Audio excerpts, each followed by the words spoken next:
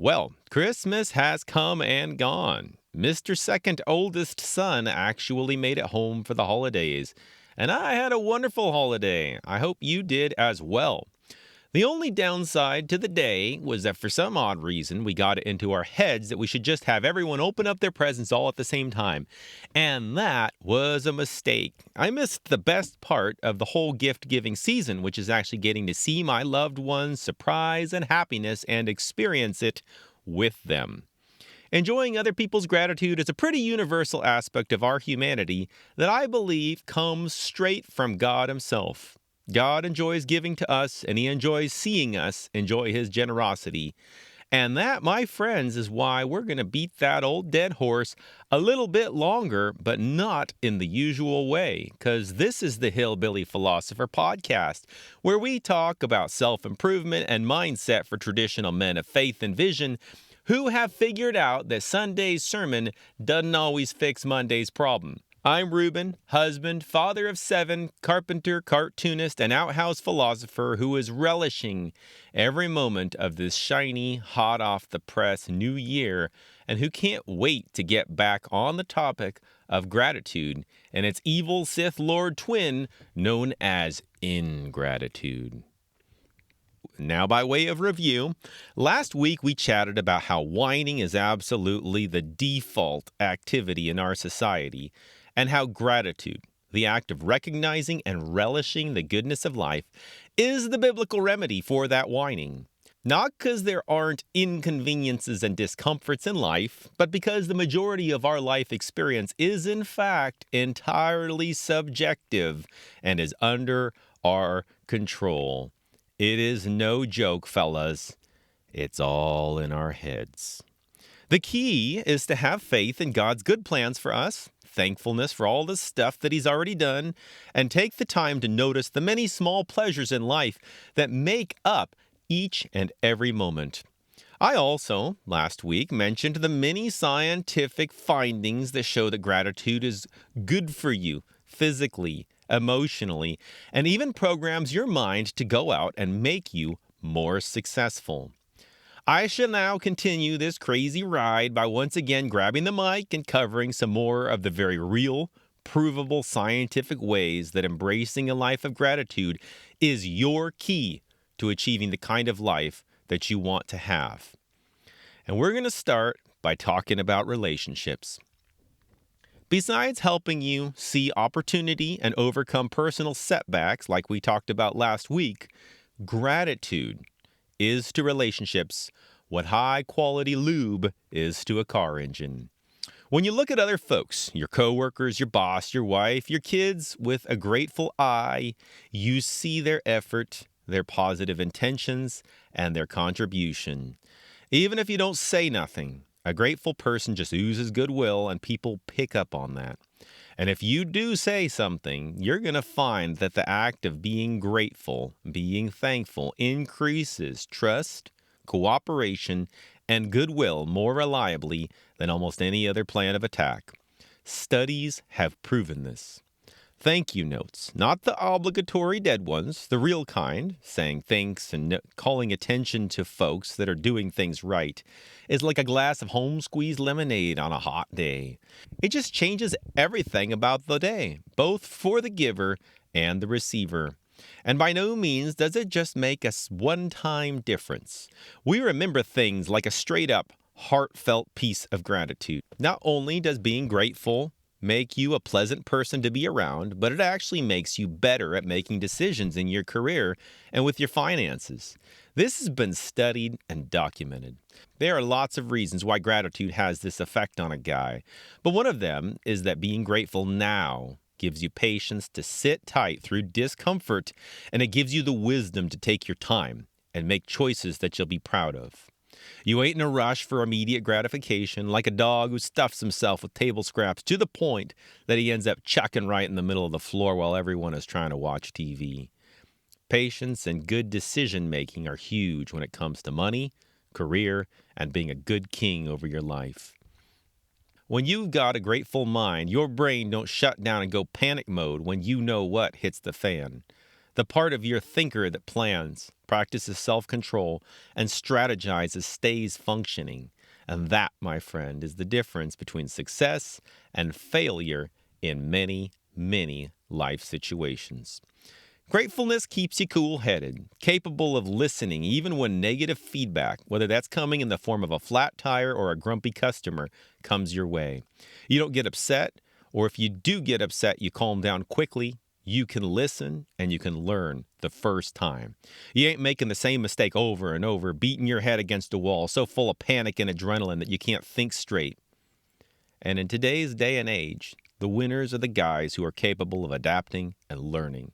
The faster the learning, the bigger the wins. This is why gratitude shows up again and again in studies on the effectiveness of leaders. And all of us are leaders.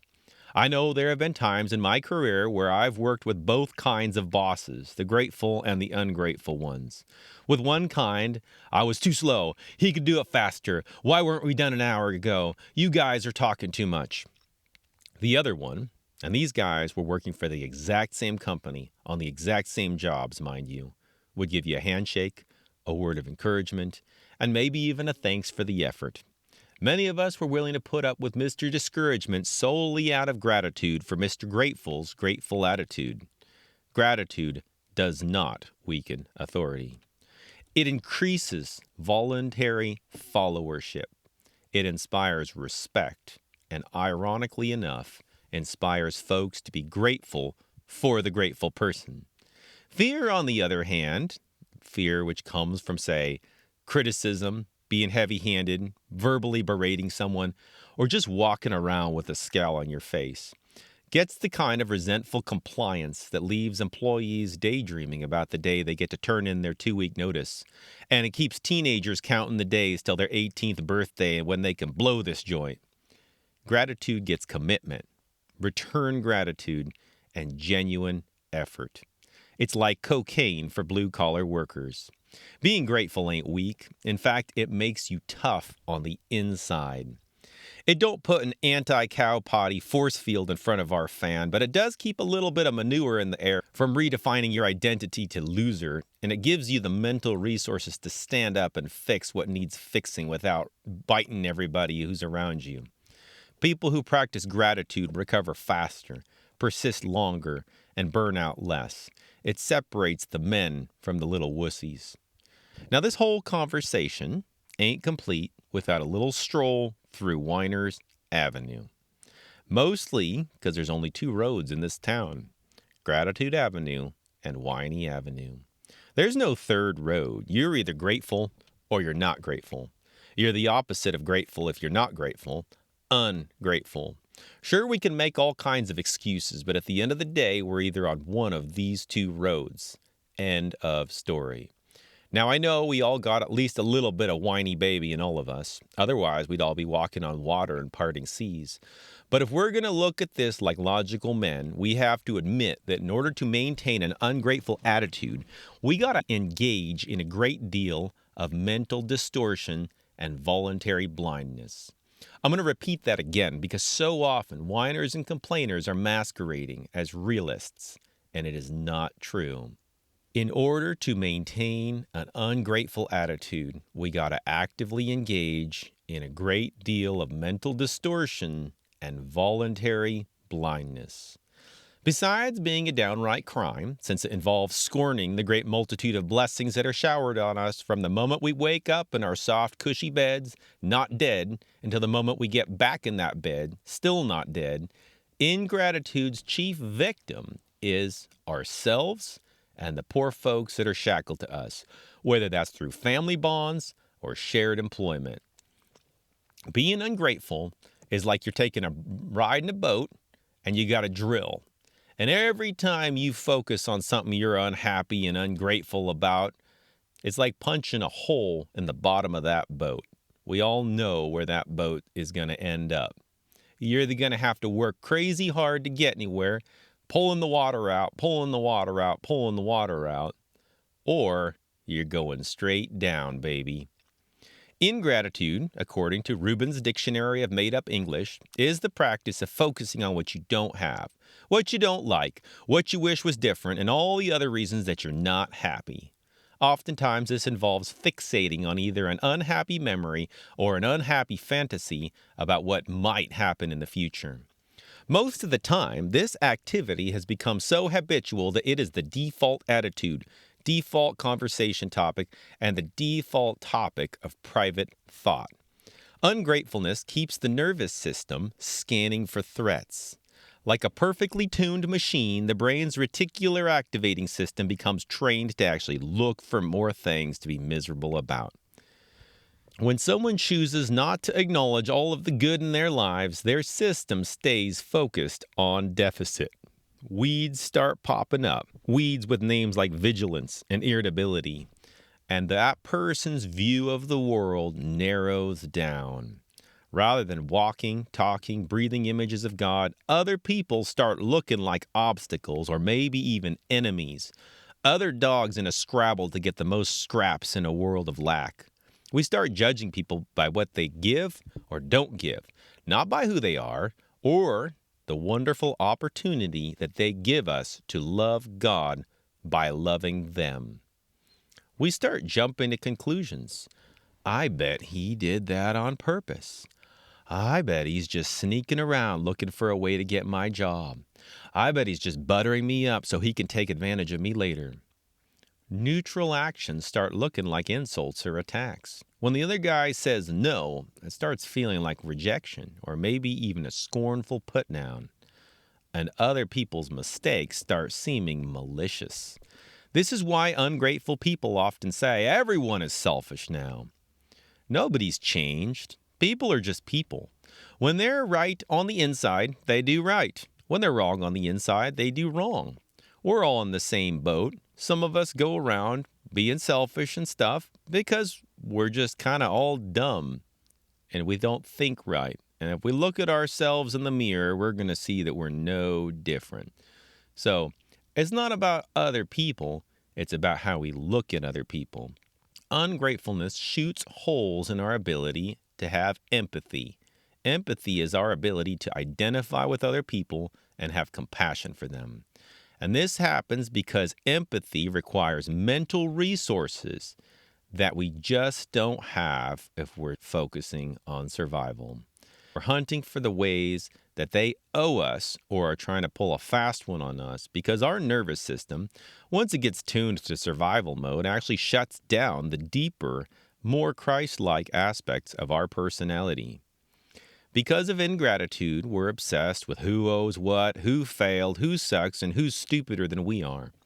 Gratitude, on the other hand, records goodness into our memory and trains our subconscious to go treasure hunting. Ungratefulness makes a scrapbook page and a little trophy to commemorate all the flat tires, mosquito bites, and itchy feet that life throws our way. According to Scripture and neuroscience, the practice of nitpicking and honing our ingratitude skills is both exceedingly dangerous and masochistic.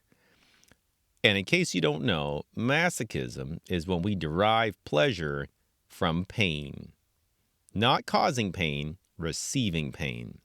Now, we might not make that connection, but if you bear with me, you are going to see that ingratitude is deeply masochistic.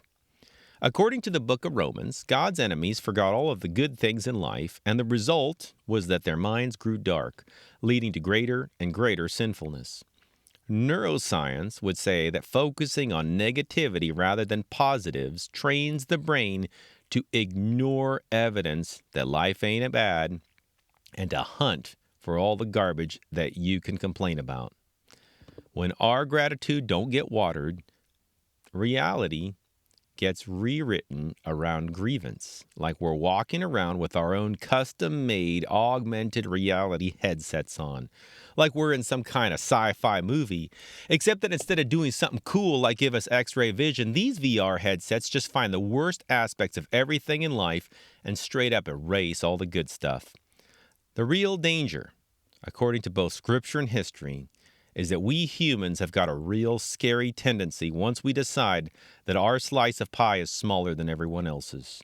We decide we're victims. And once we decide we're victims, we make an even worse mistake. We decide that we can somehow get away with breaking the rules. We act like the laws of decency, integrity, and human kindness no longer apply to us because so and so did such and such to us. For example, there was a time in the Old Testament when King Saul was supposed to wait for the prophet Samuel. When Samuel arrived, he was going to make a sacrifice to God before Saul went to fight the Philistines. Samuel didn't arrive on time, so Saul took matters into his own hands and broke God's law by making a sacrifice that he wasn't supposed to be making himself. That was Samuel's job. When Samuel arrived, he said, "Hey, Saul, what's this about, homeboy?" And Saul whined. "Well, you were late, and I got worried, and the Philistines are making me scared, and so I just had to, because y'all made it so hard for me." Like hard times made it okay for Mr. Saul to drive on whatever side of the road he felt like. Fast forward to the Nazis and the Soviets and listen to their rhetoric. You will be hard-pressed to find a bigger group of whiny babies. The Nazis said that the German people were being mistreated by everyone else. They had lost World War I because the German Jews and the socialists had betrayed them. And then they had been forced to pay off unjust war damages for everyone else. And the economic suffering caused by the government's self-destructive financial policies in the Great Depression was actually orchestrated by the Jews and everyone else in order to keep the German people poor and weak.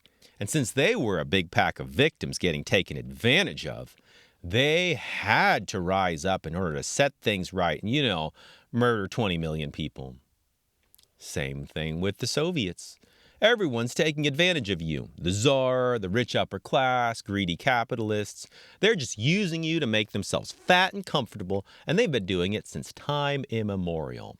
And as a result, the only logical thing is to grab a gun or a pitchfork and defend your children by killing their children.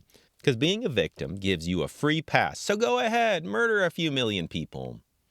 Stop turning the other cheek. He slapped you after all. Why don't you stab that no-good, dirty scumbag in the guts with the broken bottle when he ain't looking?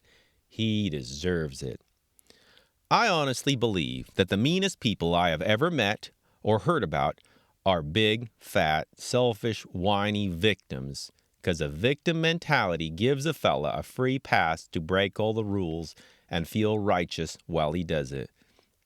I know this because sadly enough, I've been there and I've done that. And it don't work. So what's a guy to do? Especially if he does realize that he's got some bad ingratitude habits to break. Well, first of all, he's got to get his head wrapped around a new goal, developing the habit of gratitude. Gratitude is not pretending that everything is all peachy keen. Gratitude is taking the time to acknowledge and savor the good things in life. We can be genuinely grateful for things in our past, a cute baby smiling at us because he's got a belly full of warm milk, a beautiful sunrise, something that you made or fixed all by yourself, laughing at a good movie with your family, that buck that you bagged a couple years ago. Or it could be something in the here and now, our warm blankets, a full night's sleep, that little Ziploc baggie of blueberries in your lunch, a well-balanced hammer, a job well done. Everyday life is a chain of little tiny moments. The best way to enjoy that life is to savor these little snapshots of joy by actually being present and relishing them. And when we start getting present with all the benefits raining down on us, and they are raining down on us, our body starts to respond with a funny little emotion called joy. It doesn't take winning the lottery or getting a trophy. It just takes a deep breath and the time to choose that you're tired of hunting for all of the chapped lips and sunburn that life serves up, and that you're ready to embrace the fresh breeze, beautiful sunsets, and juicy peaches that God is already sending your way. I ain't saying that life is free of poop and dead animals, but that don't mean we have to be like my dog, who insists on rubbing his body on every piece of roadkill he finds, and you certainly don't have to be like my other dog who insists that poop is an excellent appetizer. Well, fellows, that is all that I have for today. I hope you are inspired to take a moment and get present. Take out your earbuds, turn off the music, put the phone down. Use your eyes and look and actually see what is in front of you and all around you. Look at the sky, your own hands, something green and growing. It is okay to let yourself savor those little wonders. Little children can do it, and I think the sooner we remember how to do it ourselves, the happier we'll be and the better men we will be as well. And I actually think that God is there just waiting for us to start enjoying all of the gifts that He's giving us. That's all, fellas. Outhouse Philosopher signing out.